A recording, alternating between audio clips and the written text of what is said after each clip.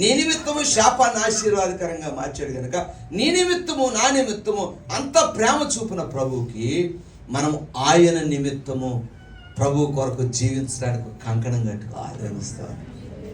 ఒక సవాలుగా తీసుకోవాలి. దీన్ని ప్రభు కొరకు జీవించడానికి ఒక ఛాలెంజ్గా తీసుకోవాలి.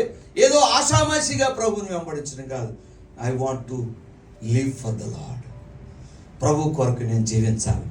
ఏది కొండ వచ్చి మీద పడినా ఒక శూరుడి వలె, ఒక యుద్ధ శూరుడి వలె ప్రభు కొరకు నువ్వు నిలబడగలను.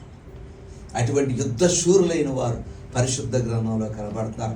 గుండె ధైర్యం కలిగిన వారు పరిశుద్ధ గ్రంథంలో కనబడుతున్నారు.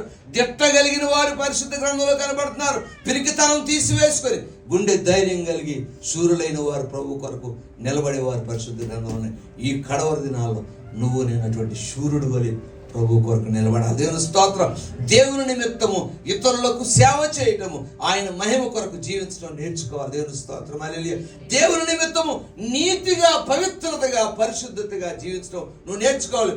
ఈ లోకం చుట్టూ, మన చుట్టూ పాపము, లోకంలో ఇదిగో అపవాది ఆక్రమించుకున్నాడు. వారిని ద్వేషించవద్దు, కానీ నువ్వేం చేయాలంటే వారి కొరకు ప్రార్థన చేయి. నీ ప్రార్థన వినపడుతుందా? నా ప్రార్థన వినపడుతుందా? నీ మాట వింటాడా? నా మాట వింటాడు.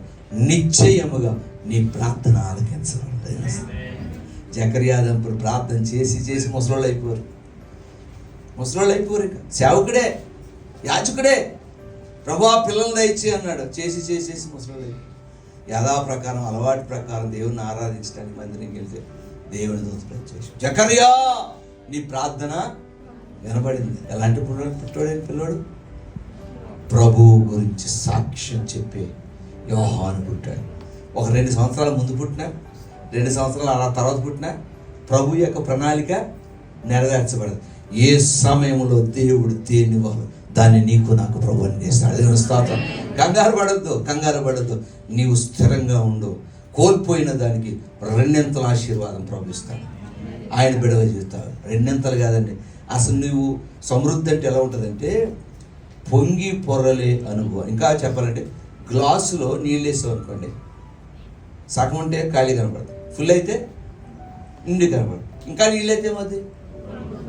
ఆ అనుభవం ప్రభువా నాకు వద్దనే వరకు ప్రభుత్వం ఇవ్వటం మొదలెడితే అది ఏ విధంగా అంటే అది నీ ఊహకు నా ఊహకు అందదు.